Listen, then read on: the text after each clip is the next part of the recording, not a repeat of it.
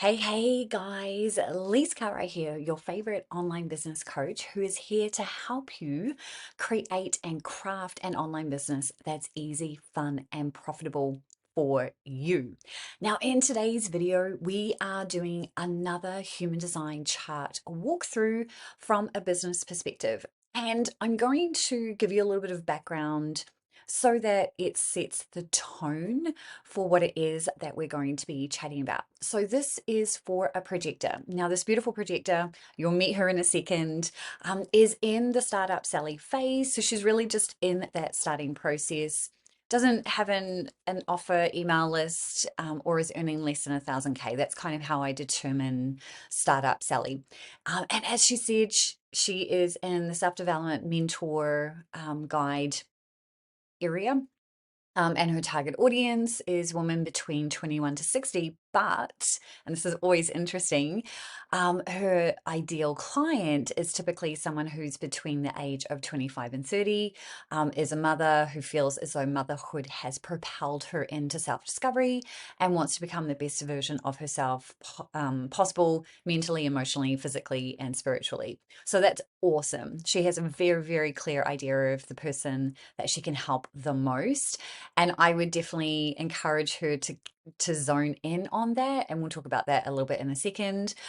She's looking to, in the next 90 days, nail down at least one offer that feels aligned, and start building and engaging her audience. And then basically what she's struggling with right now is exactly what it is that she wants to serve and contribute to the world within the space of self-development. She goes, I'm really called towards guiding people through transforming their self-concept into one that supports the version of themselves that they want to become. I'm also really passionate and love sharing my perspective on universal laws and emotional intelligence. At the moment, I'm struggling to figure out how to blend those three passions into an offer service. So love, love, love all of this. So we are just going to switch straight over to Erica's chart, and I'm going to make myself smaller so that you guys don't need to have my big face in the way. So basically, Erica, now I'm speaking directly to you. The biggest thing that we have to understand from a business perspective, if we're wanting to follow human design from a business, from that side of things, is that it's very much type, strategy, and authority that are our 80%, right? The everything that we do always comes back to, have I followed my strategy and authority in everything that I do? But also, this is where often it can become a little bit difficult because we're all trying to figure out what our marketing looks like when we might not be designed to follow kind of the traditional marketing things that exist for us. So I'm going to walk you through a whole bunch of different things. We're going to talk about type, strategy, and authority, and I'm going to touch on your profile numbers, and then I'm just going to touch on any of the stuff that I kind of see in your chart that can help you really nail down on what it is that you actually want to be doing. So, first and foremost, when it comes to how we are designed to interact with other people in the world, that is determined by our type, which is our aura. Now, you're a projector, which means that your aura is very narrow and focused, exactly like a projector. A projector that's projecting a movie, right? That's what it really means. And that's exactly what your aura is. It starts fairly broad and then it becomes very narrow.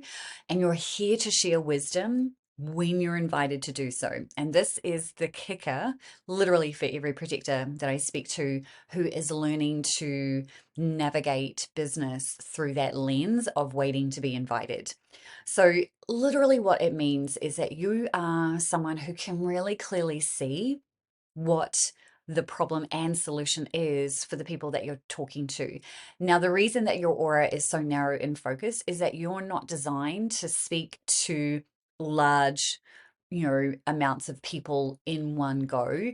You're actually designed to have, one-on-one relationships, which is why you feel called to really kind of work with people one-on-one or in small group settings. Ideally, that's what that kind of at its core really does look like. But for projectors in particular, You are not designed to do traditional marketing in any way, shape, or form.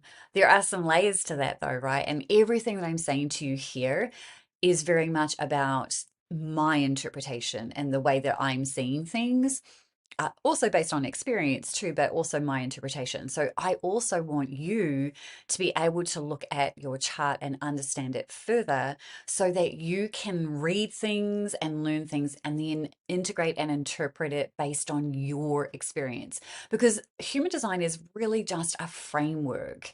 It gives us insights, knowledge, and wisdom, but ultimately, how we interpret it is always the correct way for us to interpret things, right? Our way of viewing things, as long as, again, as long as we're doing things in alignment, then that is always correct for you. So I just want to say all of that because nothing I say to you today is set in stone.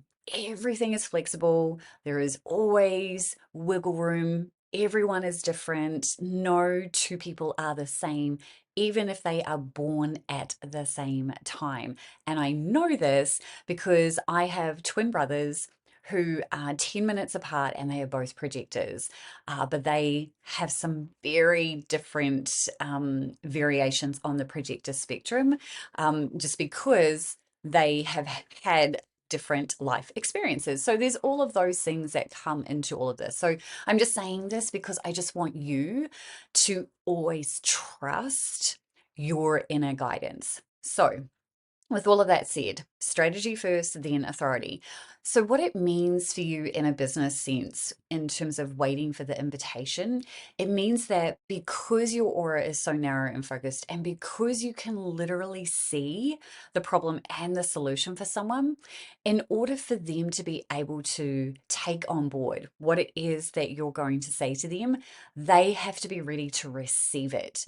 And if they aren't, then if you just go ahead and give advice without being asked to do so, it can really land not so well. And I'm certain you've had that experience where you've been around someone and you're just like, oh my gosh, I can just see exactly what the problem is, and you've just blurted something out, and then the person's just kind of being super annoyed with you, or it could have gone off into an argument.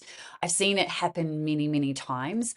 And so it's just really, really important that whenever you're having conversations with people, whenever you see anything, that you don't just go straight into problem solving mode, right? Like that you really do wait for the invitation, wait for someone to actually ask you to give them that. Now, I know that that feels really constricting. And I'll talk about that a little bit more in a second. But you can set yourself up to be invited, right? So waiting for the invitation doesn't mean that you're just waiting around for people to ask you to do stuff. In order for someone to invite you, they have to first recognize you. But in order for someone to recognize you as a person that can help them, you have to recognize yourself. And that's kind of where you're at right now, where you're in this space of, I'm not sure what that looks like. And so this is where I want you to really just trust that sometimes you just have to put stuff out into the world. And you're a 2-4 and I'm a 2-4. And I know that that you know how what that is. You might just be a little bit afraid to step into whatever the thing is that you're feeling called to do. The other thing is that you don't have to pick any one thing. As a multi-passionate entrepreneur, whenever someone ever told me that I had to pick one niche or I had to focus on one audience, I always used to really struggle with that because I'm multifaceted. I can do lots of different things. And I know for you as a 2-4, that's going to resonate because you can do lots of things without really being able to say how you know how you do the things that you do. You just know how to do them. And so I also want you to release that need of having to pick one thing. You don't need to. Just follow what feels really good for you in the moment. And that's where your emotional authority picks up all the things. So when we have emotional authority, what that means is that our feelings are our guide.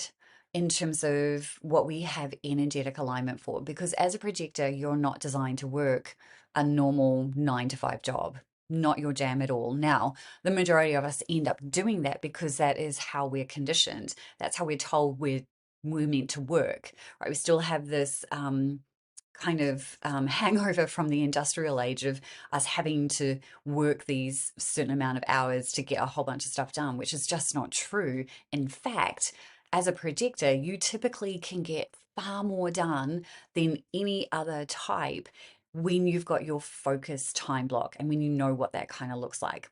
So I also want you to know that you don't need to be working all the time. In fact, the more downtime that you have, the more that you will have stuff come to you that inspires you, and then you move off in a direction that literally gives you fuel. Now, energetically, you do actually have a couple of motor centers. So you've got the heart center defined and you've got the root center defined, solar plexus, obviously, and then you also have a spleen, which is an awareness center. So you have energy.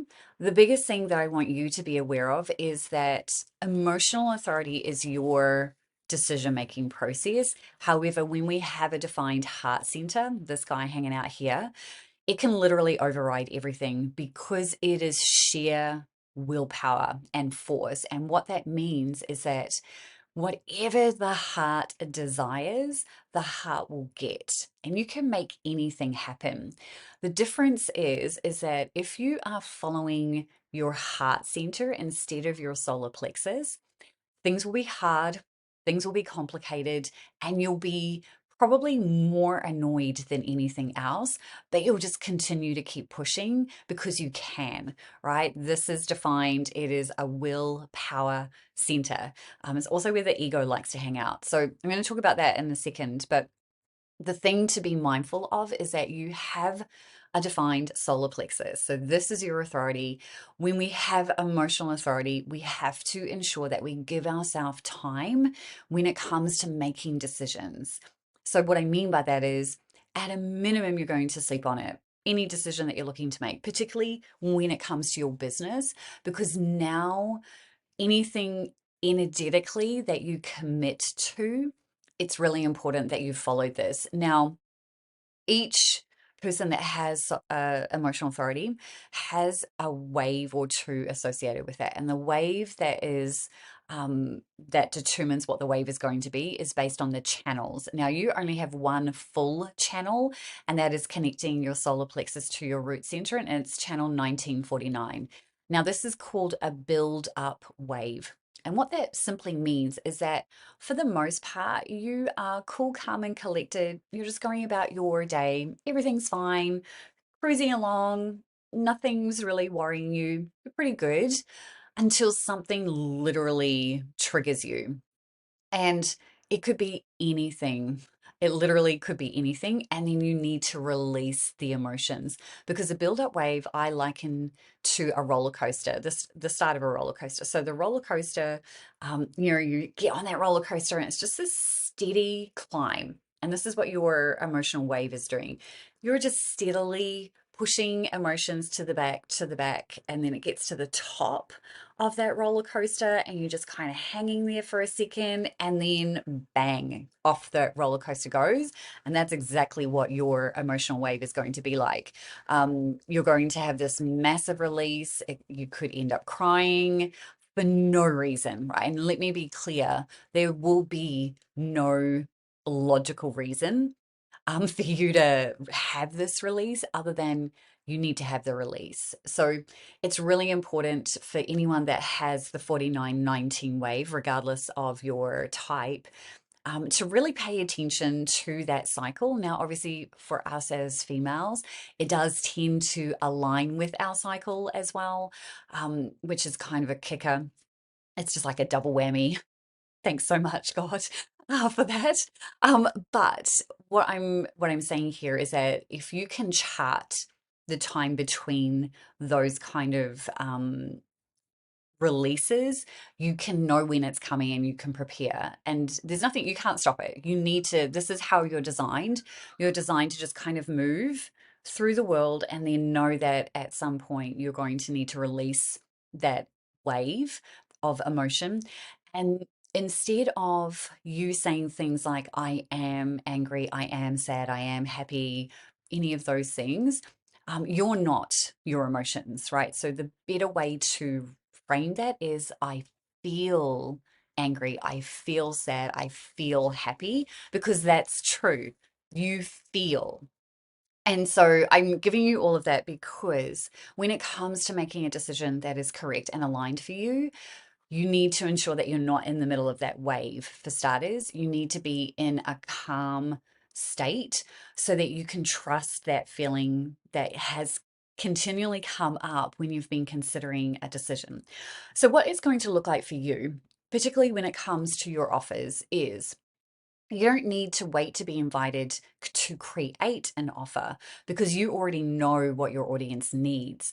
But in order for you to present that offer to them, they have to recognize you first. And that's why your number one marketing thing, and I'm using air quotes because I don't know that it would necessarily be marketing, but the number one thing that you can do for yourself in your business is to share your insights, knowledge, and wisdom every single day with an audience that you want to be talking to. So the other piece to all of this is that as a 2-4, so the first number in your profile is a 2, and that's who you are internally, right? So 2-4s are kind of a classic omnivert, introverted and extroverted, and we just step in and out of either of those depending on the situation that we're in.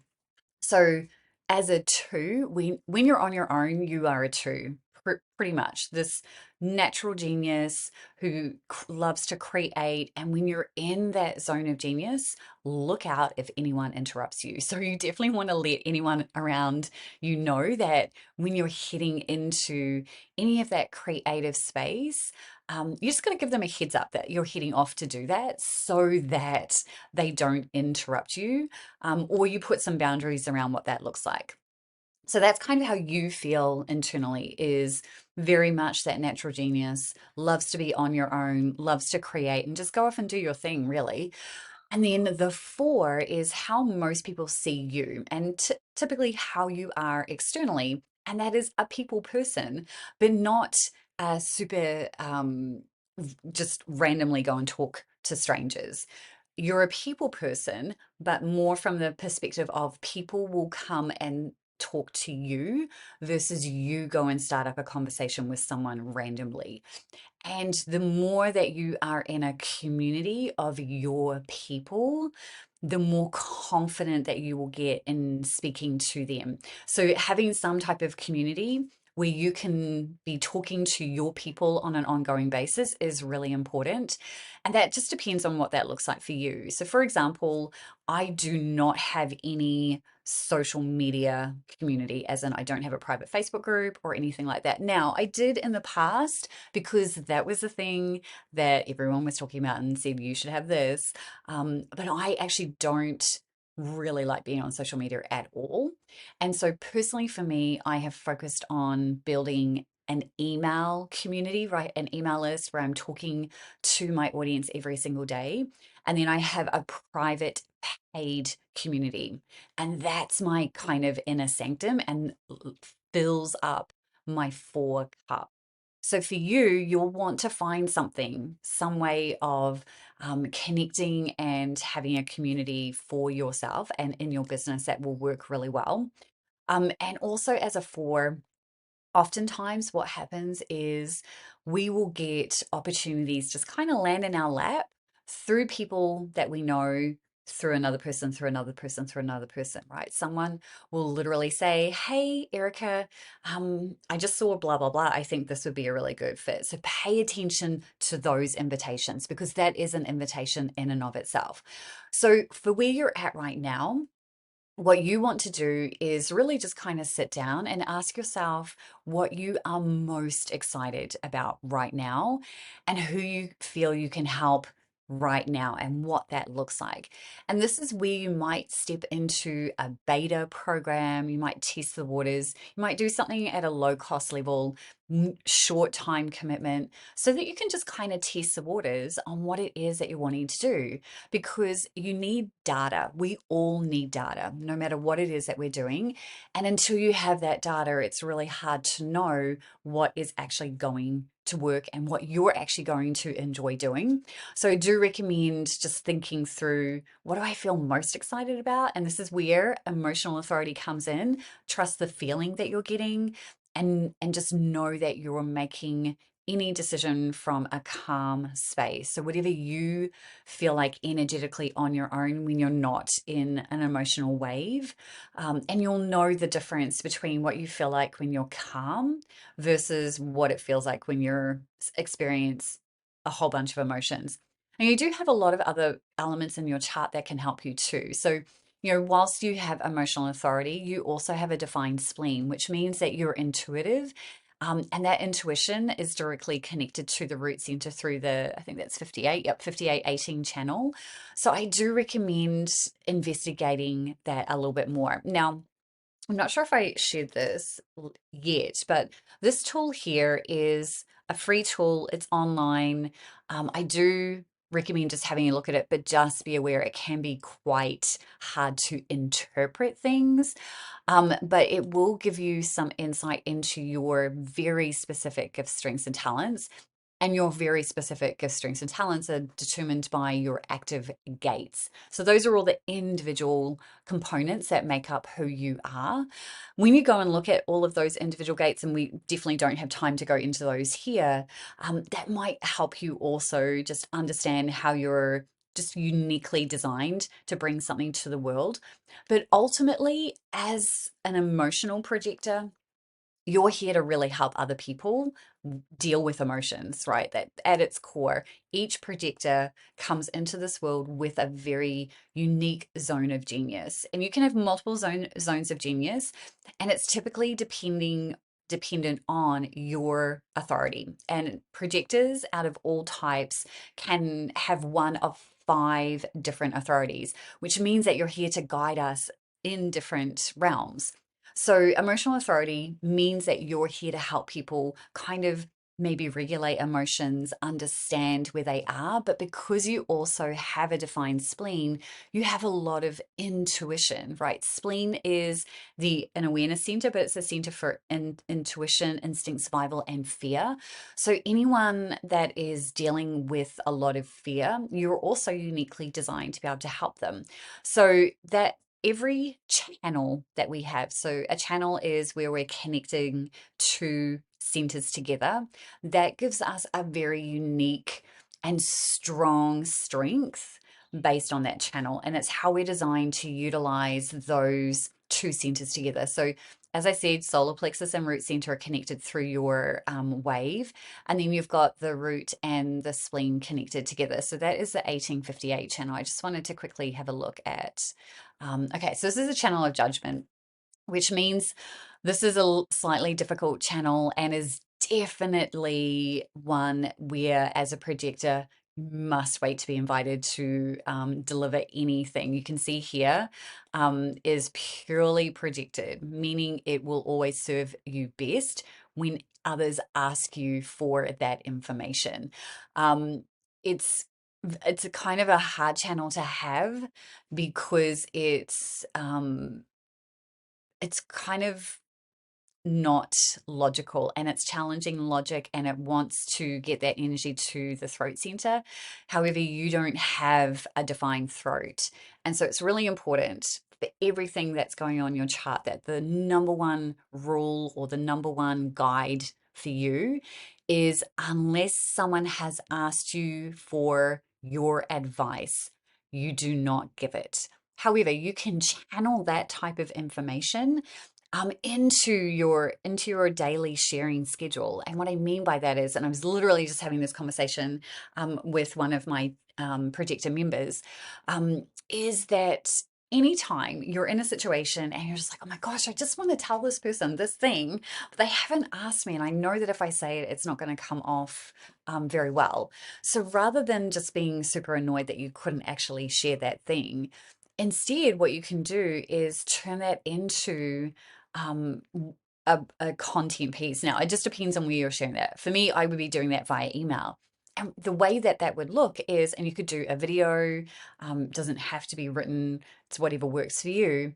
But you might send an email out and you might say something along the lines of, I was just having a conversation with this beautiful person and they're struggling with blah, blah, blah. So you give some context, no identifying elements, right? So we don't want to call someone out at all. We just want to be fairly generic, but you want to give a little bit of background. And then you would say, and here is my advice. Here's how I would address it. Here's what I see. Here's what I believe next steps would be, blah, blah, blah. And that is how people start to recognize that you're the person that can help them because you're literally sharing situational stuff. And what I mean by that is you're painting a picture of the person that you couldn't help, right? And you're not going to say that when you're sending an email out. You're going to be sharing information from the perspective of, so this is this person, they're blah, blah, blah. So that when people are reading or, listening or watching, depending on which kind of content platform you roll with, they are literally able to go, wow, that's me. How does she know that? And then you're explaining, and they might not have an exact match to that situation, but they're starting to see that you're the person that can help them. So hopefully that makes sense because this is very much about discoverable content. That's what I call discoverable content. Now, Erica, I'm not sure if you have the Grow Your Business Roadmap, but I do go over a thing called the Discoverable Content Challenge inside that. And I think that that is 100% super helpful for you, particularly whilst you're trying to figure out some things. Because here's the thing, when you are sharing your insights, knowledge, and wisdom, what you then start to do is provide a link back to an offer or to an opt-in page. And for you, when you're kind of in the starting point, I would actually create just an opt-in page right now to have people join your email list um, based on whatever it is that you are feeling called to really do, right? I really want to encourage you to allow whatever it is that you feel most excited about to be the thing that guides you and to just start testing the waters and to start putting some content out there and to see what resonates. And you'll know when something is resonating because you'll either be getting a lot of replies on email, you'll be getting comments on audio or video. But more importantly, if people are opting in to your email list, and if you're going to do that, obviously you need to have a reason for them to opt in. So this might be just where you just go, you know what? Let me create this 3-day mini experience where I'm just going to test out some of the things that I actually want to do, right? Like, so you were talking about back here that you want to help them mentally, emotionally, physically, and spiritually. So how would you do that? What would that look like? And could you do a 3-day or a 5-day experience? And I'm using the word experience because the word challenge, boot camp, those types of things have been overused. And for the audience that you're going for, I think experience would work really well as the wording around that. And then creating, and you could charge for that. It could be like a low ticket offer, right? You could do $10 for this 3-day experience, however you want to do it. All I'm doing is planting some seeds here. Ultimately, you 100% know what you want that to look like. You just have to give yourself permission to go ahead and do it. And then the invitation piece, what I was saying about you can set up invitation in your business. What that means is that every piece of content that you ever put out into the world is always optimized to do one of two things, either to bring people into your world, so to build your email list, or to invite them to check out an offer. And that could be through a wait list. So always for you, you'll always want to have the capability to invite people onto a wait list for any new offer that you're putting out into the world. Because once you've got people on a wait list, they've literally raised their hand and invited you to then share the information about the thing that you want to be promoting to them. And then you promote just to the wait list. And then you can step into whatever launch process you want to do, whatever feels aligned. There is no right or wrong way to bring an offer into the world. It's very much about what feels aligned for you. So, Erica, I hope that this gives you some next steps. But honestly, the grow your business roadmap, the grow your business 5K roadmap is definitely your best next step.